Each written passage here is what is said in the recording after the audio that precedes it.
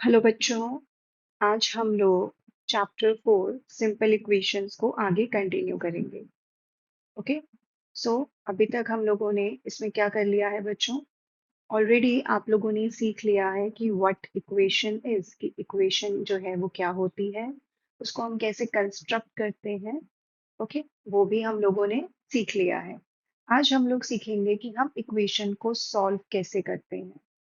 Okay बच्चों, सो चलो अब हम स्टार्ट करेंगे कि इक्वेशन को सॉल्व कैसे किया जाता है।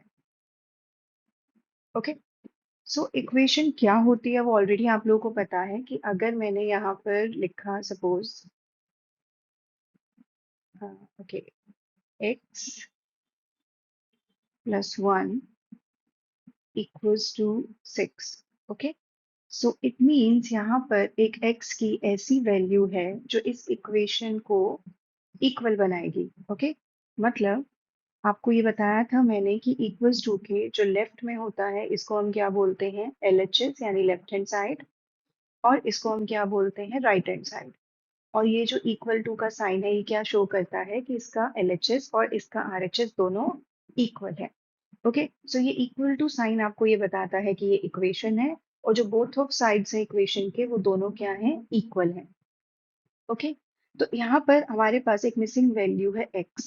ओके, तो वो x की वैल्यू कैसे निकालते हैं वो हम सीखेंगे, और वो x की वैल्यू क्या होगी जो इस इक्वेशन को इक्वल बनाएगी।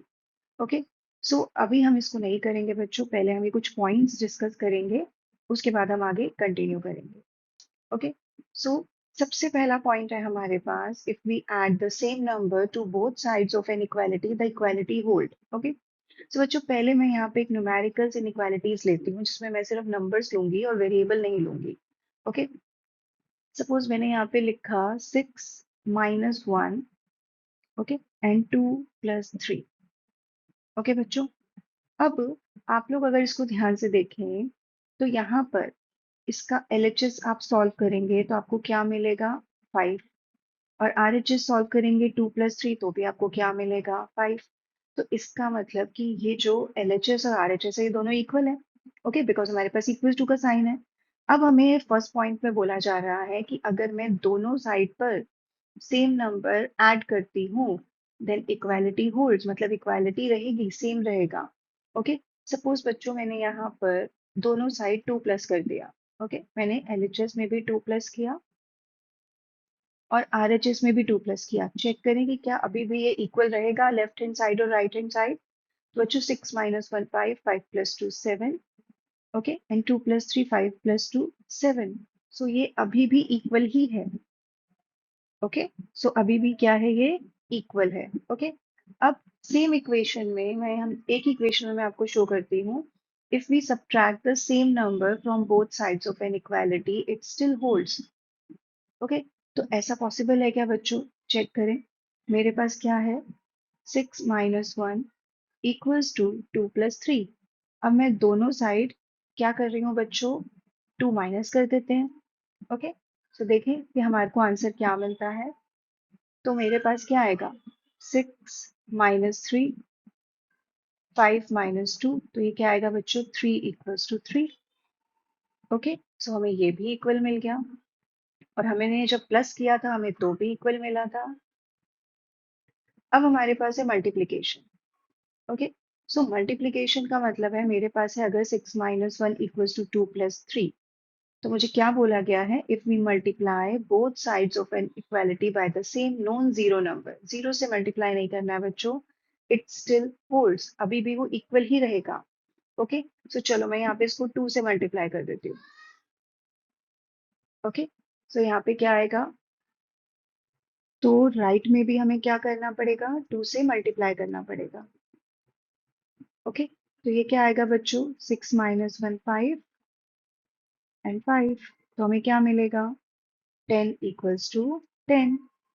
Okay, now if we divide both sides of the equality by the same non-zero number, okay, it still holds। तो अब मैं यहाँ पर क्या कर रही हूँ, मैं यहाँ पर दोनों साइड 2 से डिवाइड कर देती हूँ। ओके, यहाँ पे मैंने 2 से डिवाइड किया, यहाँ पे भी 2 से डिवाइड किया, तो 6 - 1 क्या मिलेगा बच्चों, 5/2 एंड यहाँ पे 2 + 3 क्या मिलेगा 5/2, तो दोनों मुझे सेम मिल गए। इसका मतलब कि इक्वेशन अगर आपको दे रखी है और आप उसके दोनों साइड्स कोई भी सेम नंबर प्लस करते हो, सेम नंबर माइनस करते हो या सेम नंबर से मल्टीप्लाई और डिवाइड करते हो, तो इक्वालिटी वहीं की वहीं रहती है, उसमें कोई चेंज नहीं आता है। ओके, लेकिन अगर हम डिफरेंट नंबर से मल्टीप्लाई करते हैं देन इक्वालिटी होल्ड नहीं करेगी। ओके बच्चों, सो इक्वालिटी सिर्फ तभी होल्ड करेगी जब आप सेम नंबर से मल्टीप्लाई और डिवाइड करोगे। ओके बच्चों, अब जो हम इक्वालिटीज करने वाले हैं, ये मैंने सिर्फ यहाँ पर न्यूमेरिकल इनइक्वालिटीज ली हैं। इक्वालिटीज में अब वेरिएबल्स भी इन्वॉल्व होंगे। ओके, तो वहां पर भी इक्वालिटी जो है वो होल्ड करेगी, वो वैलिड रहेगी। ठीक है, और हर इक्वेशन में हर एक वेरिएबल एक नंबर ही रिप्रेजेंट करता है और वही हमें फाइंड आउट करना होगा। ओके, तो चलो आगे करते हैं बच्चों। यहाँ पर मैंने एक मेथड लिया है सॉल्विंग एन इक्वेशन। ओके, तो बच्चों आप इक्वेशन को दो तरीकों से सॉल्व कर सकते हो, जो दोनों वेज मैं आज इस वीडियो में कवर करूंगी। ओके, सो वो दोनों वेज क्या है, देखें बच्चों। सबसे पहले आपको यहाँ पर एक इक्वेशन दे रखी है, consider the equation x + 3 = 8। Okay, और आपको ये जो अननोन वैल्यू है x, इसको फाइंड आउट करना है। ओके, तो अब मैंने यहाँ पर लिखा बच्चों x + 3 = 8। अब आपको फाइंड आउट क्या करना है, आपको फाइंड आउट करना है ये x का वैल्यू। तो आप क्या करोगे, यहाँ से हमें 3 को रिमूव करना होगा ताकि हम x को फाइंड आउट कर सके। ओके, इक्वेशंस को हमेशा इस तरीके से सॉल्व करना होता है कि आपके पास लेफ्ट में x रहे और RHS में कुछ भी बच्चों, कोई भी नंबर, एनी नंबर। मतलब आपको इक्वेशन को इस तरीके से रीअरेंज करके लाना है कि लेफ्ट में आपके पास x रहे, जो भी आपका अननोन वैल्यू है, x y t कुछ भी, और इक्वल्स टू समथिंग होना चाहिए, जो भी नंबर है। ओके, सो उसी तरीके से हम यहाँ पर करेंगे। हम यहाँ पर क्या करेंगे, दोनों साइड में क्या कर दूंगी बच्चों, 3 से माइनस कर दूंगी। यहाँ भी -3 कर दूंगी और RHS में भी 3 माइनस कर दूंगी। तो अब ये +3 और -3 कैंसिल हो जाएगा, मेरे पास बचेगा x। 8 - 3 मेरे पास क्या बचेगा बच्चों, 5। और यही हमारा आंसर है।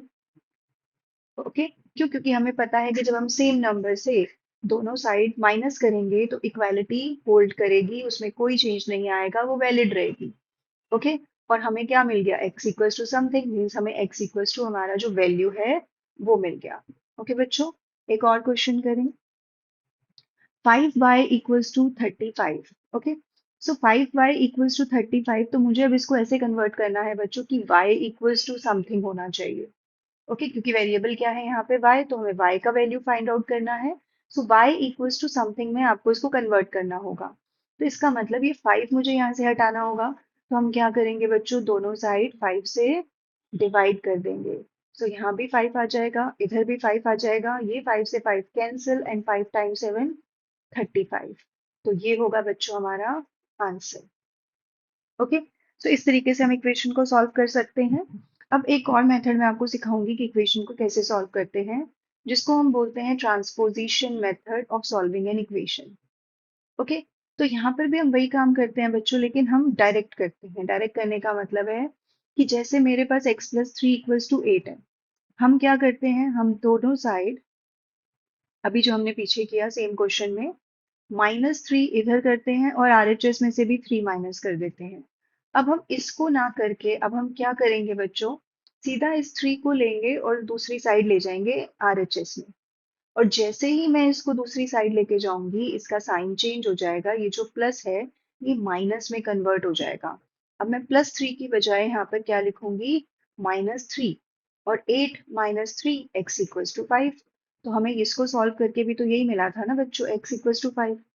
ओके, सो क्या लिखा है मैंने यहाँ पे, changing side is called transposing. तो अगर मैं सिंपली उस नंबर का साइड ही चेंज कर दूं, ओके, तो भी मैं अपने क्वेश्चन को सॉल्व कर सकती हूँ। और जब हम इसको साइड्स को चेंज करते हैं, इसको बोलते हैं ट्रांसपोजिंग। जब भी आप कोई भी नंबर को ट्रांसपोज करोगे, उसका साइन चेंज हो जाएगा। चेंज होने का मतलब है कि अगर आपके पास प्लस है, आप उसको दूसरी साइड लेके जा रहे हो, मीन्स अगर आप लेफ्ट हैंड साइड से किसी भी नंबर को राइट हैंड साइड लेके जा रहे हो, या राइट हैंड साइड से लेफ्ट हैंड साइड लेके जा रहे हो, प्लस माइनस हो जाएगा, माइनस प्लस हो जाएगा, मल्टीप्लाई को डिवाइड कर दोगे आप और डिवाइड को मल्टीप्लाई। ओके, सो देखिए ये क्वेश्चन बच्चों यहाँ पे। सो बच्चों ये जो 5 यहाँ पर मल्टीप्लाई हो रहा है, ओके, ये क्या होगा, नीचे जाके डिवाइड हो जाएगा। ओके, सो 5 टाइम्स 35 क्या मिलेगा बच्चों, 7। So y is equals to 7। Okay, इस तरीके से हम इसको सॉल्व कर सकते हैं। ओके, सो मैं आपको एग्जांपल सॉल्व करके दिखाती हूँ इस ट्रांसपोजिंग मेथड से। आपको सिंपली क्या करना है, बस रूल फॉलो करना है। ये -5 है बच्चों, ये राइट हैंड साइड पे जाके +5 हो जाएगा, इसका साइन चेंज हो जाएगा। आपको मिलेगा 12p इक्वल्स टू 30। ओके, अब ये 12 यहाँ पे मल्टीप्लाई हो रहा है, तो ये RHS में जाके बच्चों डिवाइड हो जाएगा। ओके, और अब आप इसको जितना लीस्ट कर सकते हो आप उतना लीस्ट करोगे। इसको अगर मैं 6 से डिवाइड करूँ, सो 6 टाइम्स 5 30 एंड 6 टाइम्स 2 12।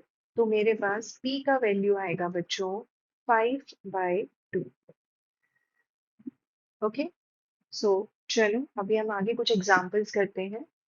यहाँ पर 4 एग्जांपल्स हैं बच्चों, 2 एग्जांपल्स मैं आपको ट्रांसपोजिंग मेथड से कराऊंगी और 2 आपको मैं सिस्टमेटिक वे से कराती हूँ। ओके, सो हम ये वाला क्वेश्चन करते हैं, 3n + 7 = 25। तो यहाँ पर बच्चों 7 जो है वो प्लस हो रहा है, मुझे n इक्वल्स टू समथिंग करना है इक्वेशन को, क्योंकि मुझे n का वैल्यू फाइंड आउट करना है। तो मैं क्या करूंगी, n इक्वल्स टू RHS में जो भी नंबर्स होंगे वो रखूंगी। ओके, सो इसका मतलब मुझे n के साथ कोई भी नंबर नहीं चाहिए। तो यहाँ पे हम एक एक करके सारे नंबर्स रिमूव करेंगे और सारे रिवर्स ऑपरेशन अप्लाई करेंगे बच्चों। यहाँ पर +7 हो रहा है, तो सबसे पहले 7 को रिमूव करने के लिए दोनों साइड में क्या करूंगी, 7 से माइनस। ओके, ये 7 से 7 कैंसिल, आपके पास बचेगा 3n इक्वल्स टू 18। अब मुझे क्या करना है बच्चों, n, यहाँ पे n के साथ 3 है, सो दोनों साइड 3 से डिवाइड करूंगी ताकि मुझे n का वैल्यू मिल जाए। 3 से 3 cancel, n is equals to 6। Okay, so इस तरीके से हम सॉल्व कर सकते हैं इसको। एक और क्वेश्चन करते हैं बच्चों। यहाँ से मुझे -1 है मेरे पास, तो मुझे यहाँ से -1 रिमूव करना है, तो मुझे दोनों साइड क्या करना पड़ेगा बच्चों, +1। ओके, तो मेरे पास LHS में बचेगा 2p और RHS में बचेगा 24। अब मैं दोनों साइड क्या करूंगी, 2 से डिवाइड। ओके, तो मेरे पास बचेगा p इक्वल्स टू 12। ओके बच्चों, अब हम ट्रांसपोजिंग मेथड से बाकी 2 पार्ट्स करते हैं। ट्रांसपोजिंग मेथड में आपको सिंपली क्या करना है, 5 को रिमूव करना है, तो RHS में ले जाएंगे और इसका साइन चेंज कर देंगे। प्लस है तो ये माइनस हो जाएगा। अब मेरे पास RHS में बचा 60। अब ये 4 इससे मल्टीप्लाई हो रहा है, तो ये RHS में जाके क्या होगा बच्चों, डिवाइड। तो x का वैल्यू क्या आएगा, 15। ओके,